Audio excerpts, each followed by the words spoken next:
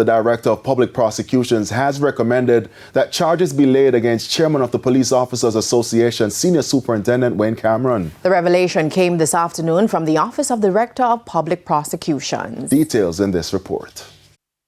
Director of Public Prosecutions, Claudette Thompson, confirmed with our news center that SSP Wayne Cameron will be charged with fraudulent conversion and larceny as a public servant. The issue stems from concerns raised by Commissioner of Police Dr. Kevin Blake about the finances of the Police Officers Association.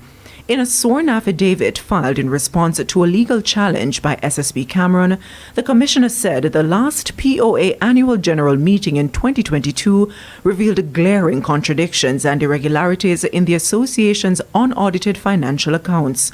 SSP Cameron was the only executive member with access to POA's bank accounts. The affidavit also noted that he refused to hand over control to the Secretary-Treasurer despite repeated requests. The Commissioner last year declared the chairmanship of the POA vacant, a move which was challenged by SSP Cameron. A meeting of the association had to be halted after SSP Cameron challenged the Commissioner's move to replace him. The Financial Investigation Division has also been called in to investigate the alleged irregularities. The probe involved the movement of POA members' funds to personal accounts.